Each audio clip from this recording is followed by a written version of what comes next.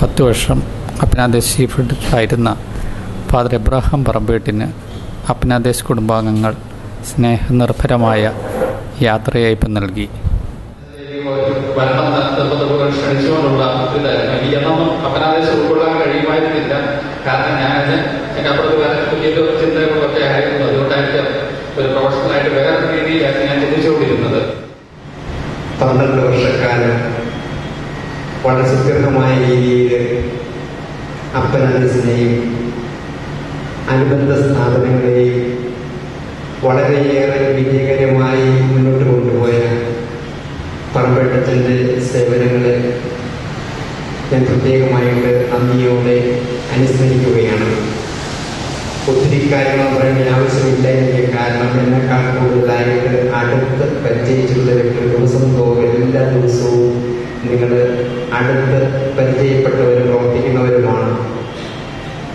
നമ്മൾ മറ്റുള്ള സേവനങ്ങളെ അംഗീകരിക്കുക അതൊരാവശ്യമാണ്.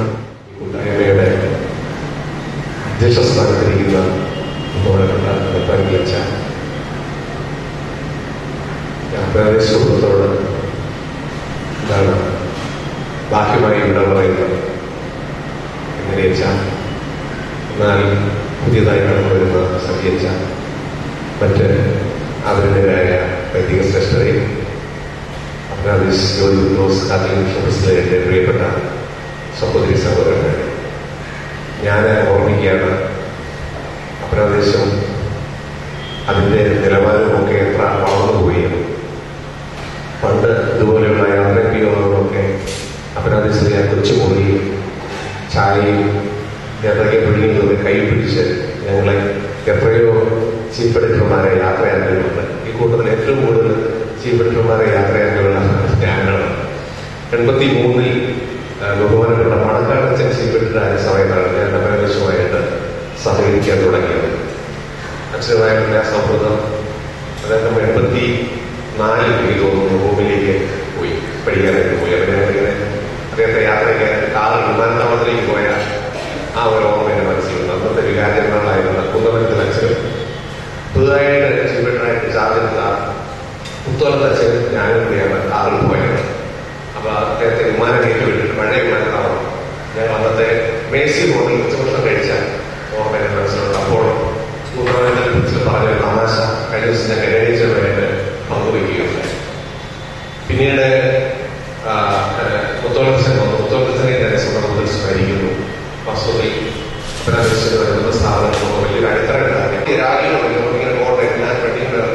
അപ്പോൾ ഒരു പക്ഷേ ഞാൻ പള്ളി കഴിഞ്ഞ നേരെ ബസ്സിലേക്കാണ് പോകുന്നത്. ഞങ്ങൾ 7 മണിക്ക് ബസ് പോകും. അത് തന്നെ രാവിലെ അത്യാവശ്യമായിട്ട് ജോലി തീർക്കാൻ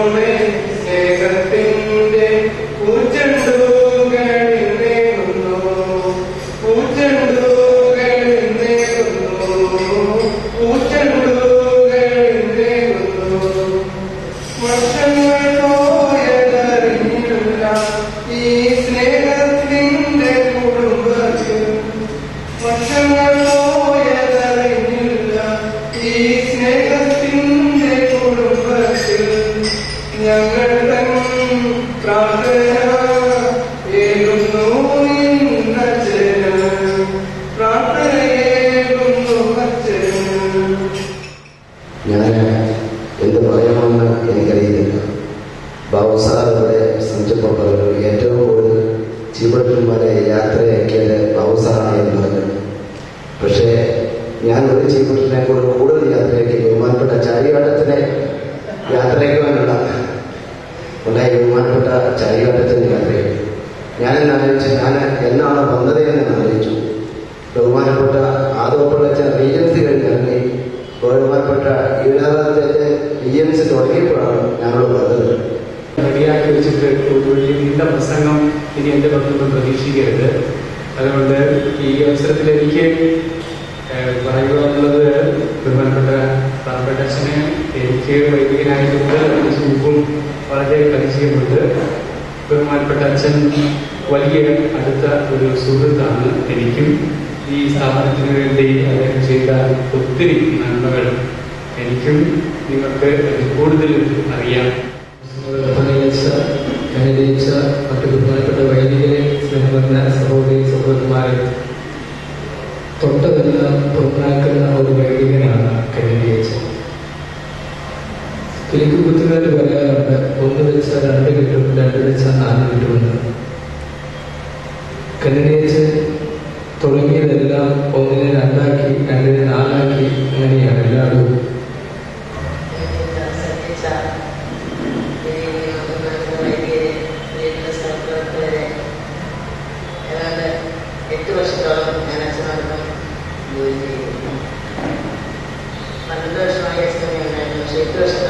അച്ഛൻ എവിടെ പോയാലും അച്ഛന് അവധിയായിരുന്ന അവസരങ്ങളിലും അച്ഛനെ ഞാൻ ഉപയോഗിച്ചാലും പ്രസ്സിൽ എല്ലാവരും വന്നിട്ടുണ്ടോ, പണികളൊക്കെ എങ്ങനെയാണ് എന്നൊക്കെ എപ്പോഴും വന്നില്ലെങ്കിലും അച്ഛൻ്റെ സാന്നിധ്യം, അച്ഛൻ്റെ അസാന്നിധ്യം എപ്പോഴും സാന്നിധ്യമായിട്ട് പ്രസ്സിലുണ്ട്.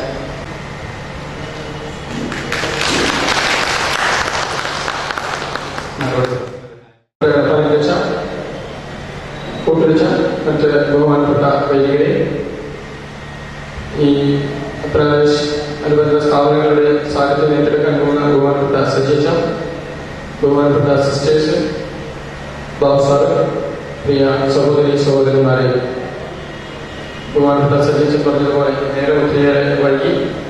അതുകൊണ്ട് ഞാൻ നീണ്ട ഒരു മറുപടി പ്രസംഗത്തിൽ നിന്ന് വിളിച്ചിട്ടില്ലെങ്കിലും ഒരു 2 വാക്ക് നന്ദി എല്ലാവരോടും പറയേണ്ടത് എൻ്റെ കടമയാണെന്ന് ഞാൻ ഈ അവസരത്തിൽ മനസ്സിലാക്കുന്നു. ഞാൻ നിങ്ങൾ പറഞ്ഞതുപോലെ 12 വർഷമായി ഞാൻ പ്രസിന്റെയും അതുപോലെ ബുക്കോസിന്റെയും മാനേജറായിട്ട് സേവനം ചെയ്യുന്നതോടൊപ്പം അതിനുശേഷം 2 വർഷം കഴിഞ്ഞപ്പോഴാണ് അപരാധത്തിന്റെയും കൂടി ചാർജ് വഹിക്കാനിടയായത്. ഞാൻ ഈ അവസരത്തിൽ സർവശക്തനായ ദൈവത്തോട് പ്രത്യേകമായി നന്ദി പറയും. കാരണം ഞാൻ ഈ പ്രസുമായിട്ട് ബന്ധപ്പെട്ട് പ്രവർത്തിക്കാനായിട്ട് നേതൃത്വം കൊടുക്കാനായിട്ട് പ്രിന്റിംഗ് ടെക്നോളജിയോ മറ്റ് അറിവുകളൊന്നും എനിക്കുണ്ടായിരുന്നില്ല. അതുപോലെ തന്നെ പ്രാദേശിക നേതൃത്വം കൊടുക്കാനായിട്ട് ജേർണലിസമോ അനുബന്ധ കോഴ്സുകളൊന്നും ഞാൻ പാസ്സായിട്ടില്ല. അതുപോലെ തന്നെ ഒരു മാനേജ്മെന്റ് കോഴ്സ് അങ്ങനെയൊന്നും ഞാൻ അറ്റൻഡ് ചെയ്തിട്ടില്ല. അങ്ങനെയുള്ള ഒരു പശ്ചാത്തലം എനിക്കില്ല. എങ്കിലും ഈ 3 സ്ഥാപനങ്ങളെയും ഒരേ ചരടിൽ കണ്ടുകൊണ്ട് കോർത്തിണക്കിക്കൊണ്ട് നല്ല രീതിയിൽ മുന്നോട്ട് കൊണ്ടുപോകാനായിട്ട് എനിക്ക് സാധിച്ചു എന്ന് കുറേയൊക്കെ ഞാൻ വിശ്വസിക്കുകയാണ്. അപ്പൊ അത് സർവശക്തനായ ദൈവത്തിന്റെ ഒരു കഴിവ്, ദൈവത്തിന്റെ സാന്നിധ്യം, അതാണ് എന്നിൽ പ്രവർത്തിച്ചതെന്ന് ഞാൻ വിശ്വസിക്കുകയാണ്. കാരണം ഈ ജീവിതത്തിലുള്ള യാതൊരുവിധ പശ്ചാത്തലവും ഇല്ലാതെ ഈ രീതിയിൽ പ്രവർത്തിക്കാനായിട്ട് സാധിച്ചുവെങ്കിൽ അത് എന്റെ വ്യക്തിപരമായ ഒരു നേട്ടമായി കരുതുന്നില്ല. ദൈവത്തിന്റെ പ്രത്യേകമായ കൃപ എന്ന് മാത്രമാണ് എന്ന് ഞാൻ വിശ്വസിക്കുകയാണ്. ഇപ്പോൾ നമ്മുടെ മുമ്പിൽ ഭക്ഷണം ഇരിപ്പുണ്ട്. ഭക്ഷണം കഴിക്കുന്ന സമയം എല്ലാവർക്കും കഴിഞ്ഞു. അതുകൊണ്ട് അധികം ഒന്നും നീട്ടുന്നില്ല. ഇതിനു വേണ്ടി ഇവിടെ എത്തിയ എല്ലാവർക്കും നന്ദി പറയുക എന്നതാണ് എന്റെ കർത്തവ്യം. സമയമില്ലായിട്ടും ഇതിനു വേണ്ടി വന്ന, ഈ മീറ്റിംഗിൽ പങ്കെടുക്കുവാൻ വന്ന, ഞങ്ങളോട് സഹകരിക്കാൻ വന്ന എൽപ്പാനിക്കലച്ചന് എല്ലാവരുടെയും നാമത്തിൽ, എന്റെയും നാമത്തിൽ നന്ദി പറയുന്നു. അതുപോലെ തന്നെ എല്ലാ വൈദികർക്കും ഒരിക്കൽ കൂടി സഹോദരങ്ങൾക്കും എല്ലാവർക്കും നന്ദി പറയുന്നു. അതോടൊപ്പം ഈ അപ്പനാദേശ് കൂട്ടായ്മയിൽ നിന്ന് സനീഷ് അച്ഛന് ഒരു യാത്രാ മംഗളവും നേർന്നുകൊള്ളുന്നു. അച്ഛനടുത്ത് ശനിയാഴ്ച രാമമംഗലം പള്ളിയിലേക്ക് വികാരിയായിട്ട് പോവുകയാണ്. എല്ലാവിധ ഭാവങ്ങളും നേരുന്നു. ഇനി ഒരു സ്റ്റുഡൻ്റായിട്ട് പോവുകയാണ്. പഠിക്കാനുള്ള വൃത്തിയും ബോധവും കൊടുക്കണമേ നമുക്ക് പ്രാർത്ഥിക്കുകയും ചെയ്യാം.